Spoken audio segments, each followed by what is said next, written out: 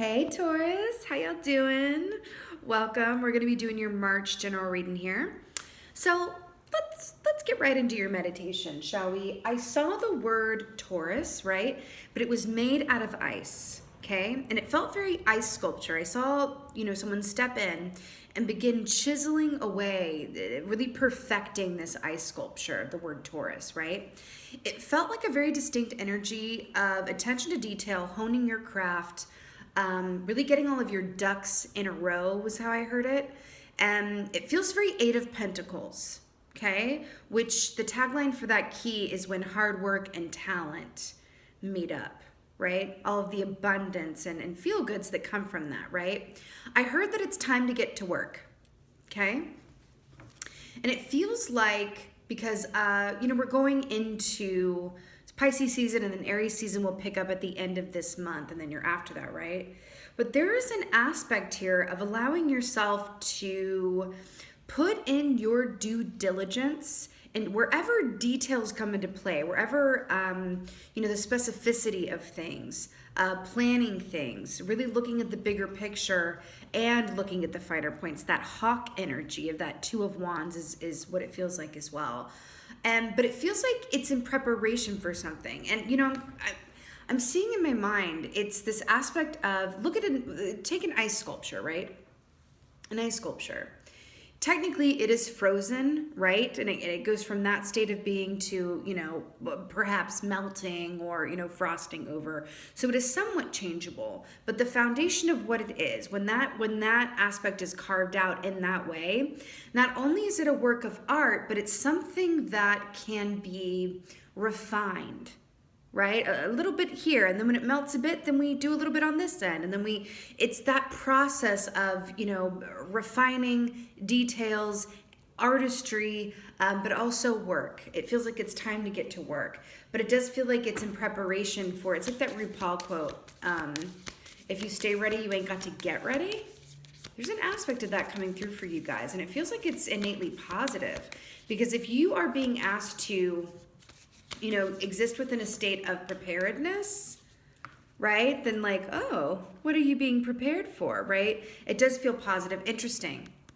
I'm going to take it because this is exactly what I was talking about. Beaver equates to the Eight of Pentacles. This is exactly what we were saying. So again, this is that aspect of, enjoying those aspects of life more so because you've put in the work, right? It's like you've worked your day, and then in the evening, it's like you can enjoy it more in whatever form that, resonates with and for you, right? But you're being called to come into balance is what I'm feeling. So if you're in a place where you've been working overload and not taking enough self-care time, call that into balance, right? Temperance. Or if you've been just enjoying the pleasures of life and being the bull that you are and, just sort of like living in that luxurious moment, that's beautiful, but you are being asked to kind of pull up the bootstraps a little bit and get to it. And I feel like this preparation, obviously, it's going to be very specific to you, but it does feel like there's a sense of independence that you are being called to curate for yourself. This work wants to be done by you, with and for you. It doesn't feel like it's a community effort or a group effort. So if there are aspects of your life that involve other people, like raising a family or, your co-workers at your job or whatever that is for you, this feels outside of that in some way, shape, or form. You're being asked to do some individual work around curating, your own skill sets or your objectives or your, dreams, really, right? But this feels like you're being asked to get to work in independent study. That's what it feels like. Independent study. When you were in school and then you would, independent study was always a credit. This is independent study you're being asked to partake in, right?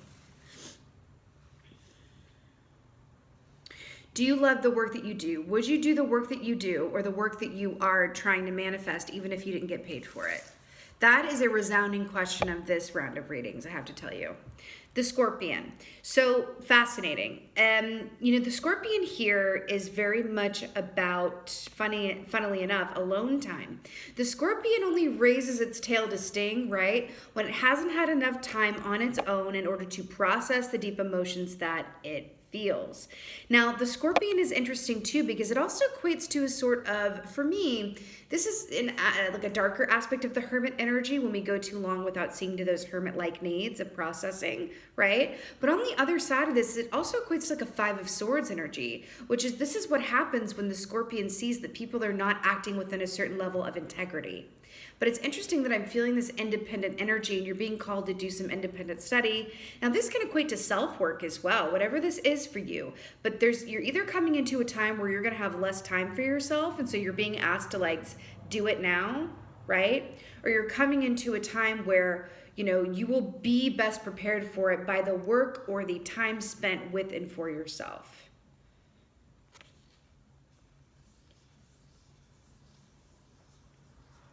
It's interesting that we have water and fire here with the beaver and the scorpion. I'm hearing the words conflict resolution. So I want to talk about orcas for a second. Let's just talk about orcas for a mere moment. So the killer whale, the orca, in animal medicine form, orca medicine, or if you have orca energy within you or you are an orca energy archetype, right? When they feel things really deeply, when they come up against conflict, that needs to be resolved, or they're, something challenges them emotionally, or there's just a lot going on, how they process is to dive under the ocean, right? They have a pod, right? But they dive under the ocean and process that stuff on their own so that they can come back and again operate within the whole, right? So they get their needs met on their own in their own way. They're not overly reliant on others around them to make them feel better or to help them process. It's a solo activity.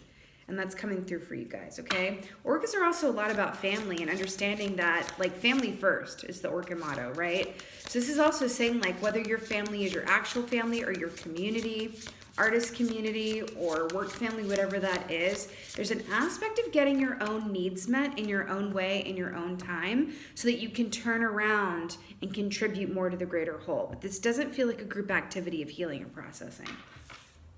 Seven of Wands, you don't say. So more fire here. Remember, Wands rule the realm of the actions that we take. But, Seven of Wands, I have, sort of a deep love for this key. Because, oh, weird. Do you see how the tail is up? And then it's like, same with the scorpion, it's mirroring there? Interesting. So Seven of Wands, this is very much about being, this is why I always quote that John Mayer song whenever this comes up, bigger than my body gives me credit for. This is surmounting obstacles, surmounting challenges, right? But I'm getting called to talk about like how we do that, right? Because we have a choice when challenges come up, whenever there's a lot going on, whenever, right? When life happens, we have a choice. We can either rise to that occasion and pull on our inner reserves of strength that we've acquired over the course of a lifetime. Because every time we're hurt, every time where strength is needed and we build it, that sits in an energy bank with us always, that is there for us to tap into as a resource, right? That's what I'm getting here for you. The Seven of Wands is here for you. You're able to tap into your energy reserves of strength and pull upon it to easily surmount any challenges or obstacles that are going to come your way. But there does feel, remember when I said that it's time to get to work? And then we have Seven of Wands here, which is about, putting in that work and effort in order to move past this stage of this is high effort. This is high effort. But think about what comes after this. The Eight of Wands comes after this, which is a quick, fast escalation, right? Remember how things seem to like slow down to a halt and then suddenly it's like boom, right? There's an aspect of this here as well. And again, the stay ready so you ain't got to get ready. Seven of Wands into the Eight of Wands. All right.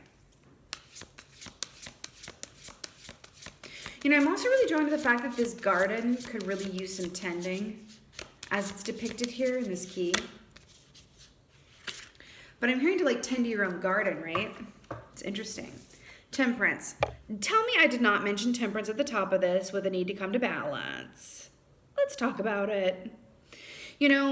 Not only is this about balance, this is about patience and trust, right? This is that kind of inner peace that is achieved by understanding that it's not always going to be rainbows and butterflies, right? That we can appreciate the good stuff because of the not so good stuff. And that I'm hearing the Brene Brown wisdom, the immortal wisdom of Brene Brown. If you're not familiar with her and she's coming up in the reading this way, then that is definitely a call to check her out if you so feel called.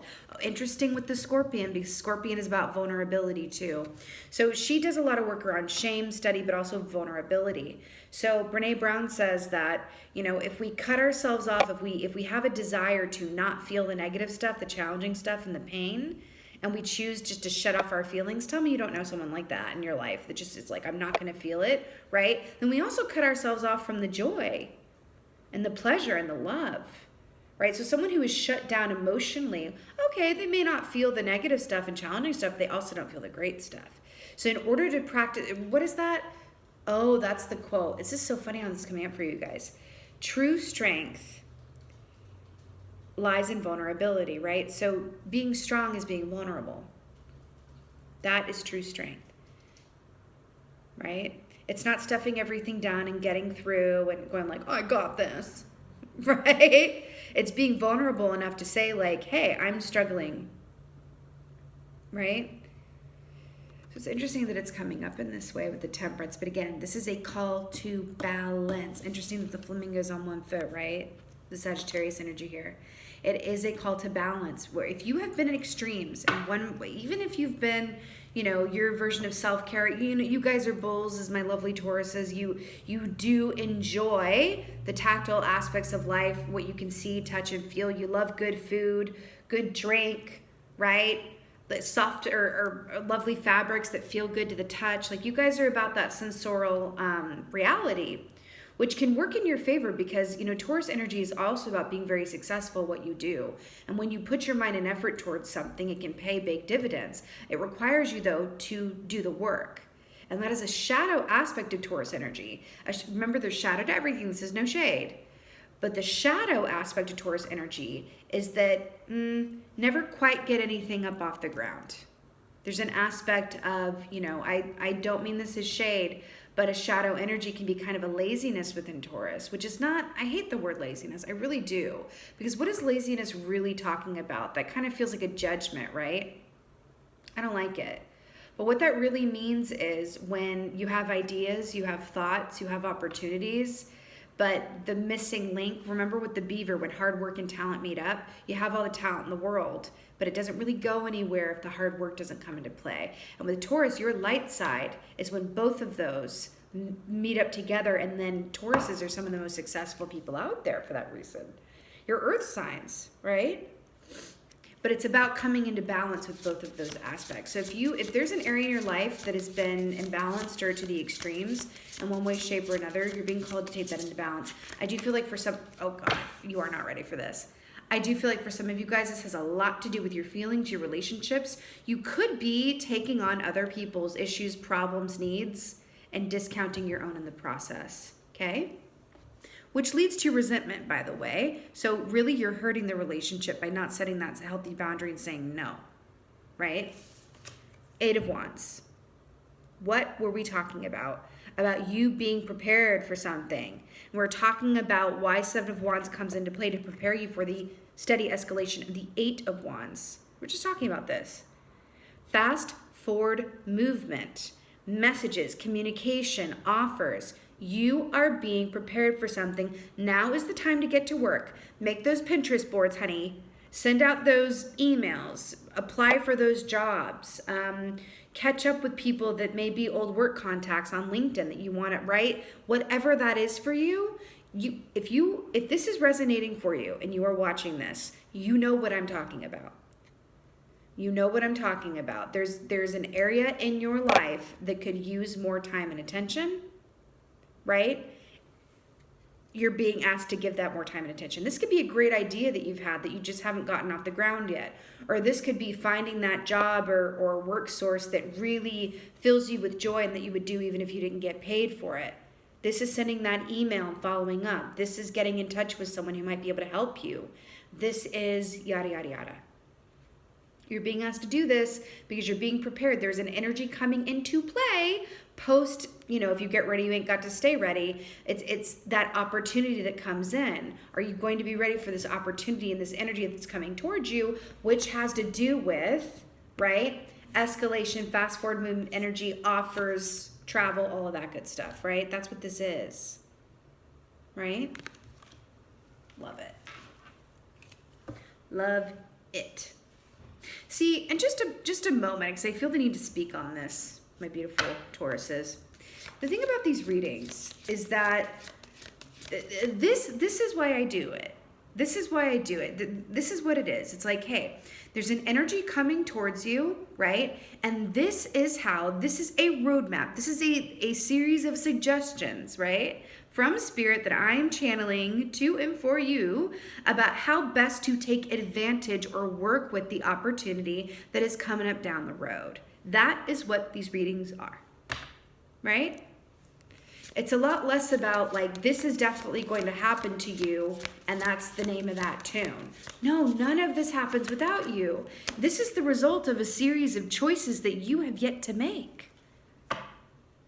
And if you don't make the choices that are on, prescribed in this roadmap, or if it's not for you, then this has nothing to do with you. But if you watch this and you go, whoa, that's resonating, I feel like this is for me, right? And you take the advice after you sit with it and feel like, yeah, I feel like this is for me, then you reach the potential in this third line of position here. This is the outcome. This is the potential outcome based on if you choose to follow the roadmap of this advice that's coming through for you from Spirit. Right? I felt the need to get really specific about how this is a bit of a, ABC 1, 2, 3, right? Okay. 7 of Swords, look at that, his swarmy face. 7 of Swords to clarify the 7 of Wands. Listen, 7 again is that number of effort, but it was really interesting because 7 of Wands for me is my self-sabotage key. This is when we do things that act against our own best self-interest, right? Because it either feels good in the moment, or we have a fear of success, or feelings of self-worth need to be healed, whatever this is. But I also feel like for some of y'all, this is a response over here. This is you, right? Responding to aspects of 7 of Swords in your life or around you. This could be why you might feel the need to assume Scorpion position and take some time on your own to process some things. Because I feel like something stinks. And it's either an aspect of yourself that you're going, you know what, I can do better around this. I want to do better around this.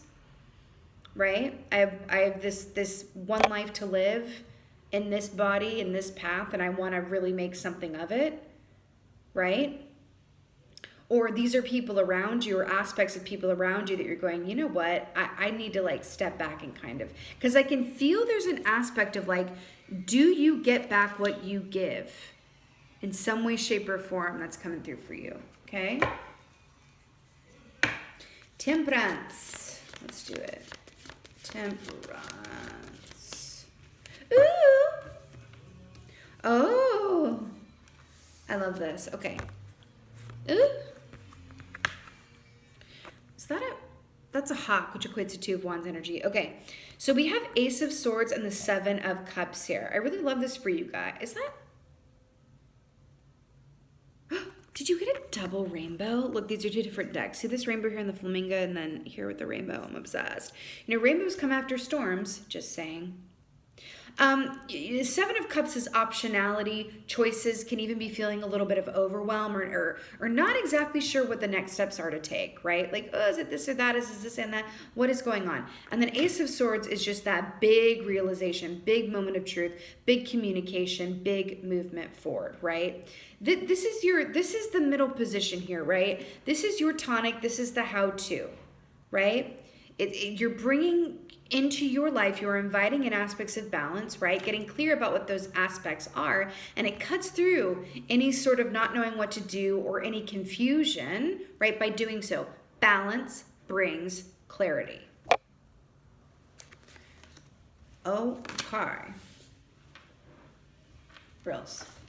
All right, let's get a clarifier for this 8 of Wands realness over here. Oh my God, I love, love.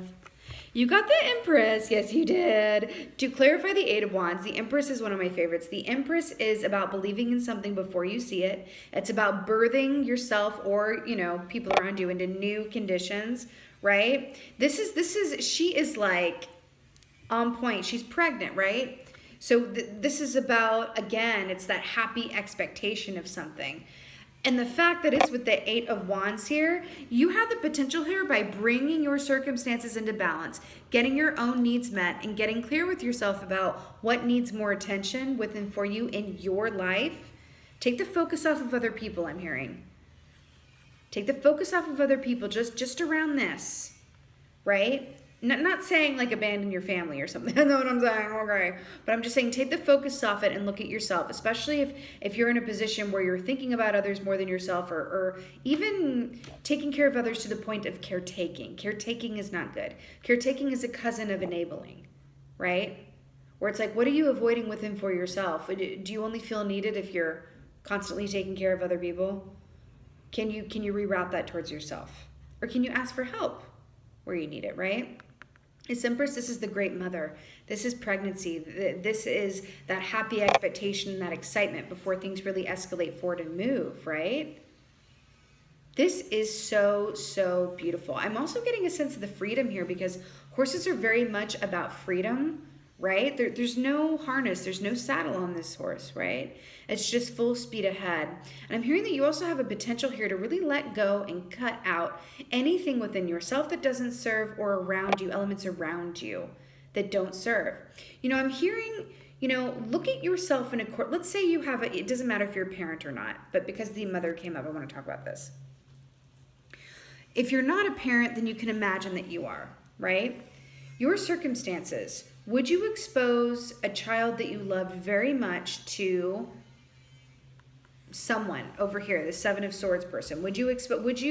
How you're treating yourself, right? What would you say if a child that you loved very much was doing that? Look at your circumstances, the people around you and yourself, and then think about a child that you love very much and think that if would you recommend that to them? How would you feel if they were engaging in life or not moving on their dreams, or moving on their dreams, but maybe in a way that needs to be more refined, right? Think about your experience through the lens of a child that you really love. It might be helpful to take you up out of your own feelings of, self-worth or defeatism or, delay tactics or whatever else this is, and go, maybe it's even what kind of example am I setting for my children, or what kind of example, would I be setting for future children? Or if that doesn't resonate, go and take some time with your inner child. Go back to your childhood, really give some time to that and go, what did I really want to do when I was a kid? What did I love more than anything? Oh my God, I used to spend all this time reading about like biology and science and animals in the rainforest. And wow, that's really exciting. What is that about? Am I being called in a certain direction that has to do with, environmental conservatism or whatever that is, conservation, right? What is that? Getting very clear about that, reconnecting with that aspect of yourself.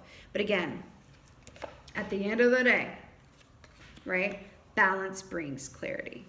Okay? For real. Let's go ahead and get an oracle for y'all. Let's do it. I like that we got the number 3 Empress and we're reading for March as well. It feels very auspicious. Get out of here. I am so obsessed. Okay, so we got 2 and I'm really obsessed. Look at Miss Frida Kahlo over here. Companionship, animals. What was I just talking about? Look, rabbit, horse, these came up in your reading. I live and breathe. So this is about being good to yourself and treating yourself as well as you would, an animal companion that you really love. But also, this is the nurturer. This is the great mother. This is, right, that energy here for you. This is very similar to the Empress. Look at the similarities here, right? This is also about, cultivating those aspects of yourself that either need mothering or that are a mother, right? Self-care, in other words. Self-care, right? What do they always say to mommies? Like, you can only care for your family as well as you care for yourself. And again, if the parenthood, if the motherhood thing doesn't, or fatherhood thing doesn't resonate with you, then you are being asked to be your own parent at this time, invite greater balance in, but also, take yourself to task where you may need to take yourself to task, lovingly so, and go, what areas of my life am I spending a lot of time with and less time with these? What are my dreams? What's my relationship to the work that I do? And what's my relationship to myself in terms of getting my own needs met? That's the question, okay? And I'm hearing it again with the Brene Brown. True strength is being vulnerable, right? You ever see those people that are real tough nuggets and they're real brisk with everybody, but then you get them around a dog or something and they melt into puddles? Or you get them around a kid and they melt into puddles? It's coming through with this as well. Voice, speaking your word. Number 7, by the way, 2 + 5. Voice, speaking your word. What have we been talking about? Speaking your word, voice. Remember, this is about getting real with yourself, but also others. Like, where is there imbalance, right? Do I get as much as I give?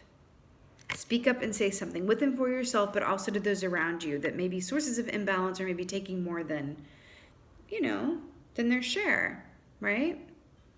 Even if this is on you, when you're doing more than you need, and you're kind of falling short on the time that you give yourself. Maybe this is with and for you. Maybe you are enabling them to, assign you this role of caretaker, and you're like, whoa, let me rebalance that, right? But speaking your voice, and I have to say it again, this feels very independent.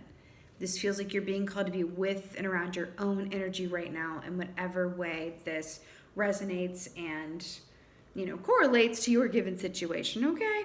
But at the end of the day, this is so auspicious. Animals, companionship, and speaking your word, voice, right? You are being prepared for some mighty goodness. And so you're being asked to do this work beforehand so that when you get to this point, you're already prepared and you don't have to Marie Kondo anything. Okay.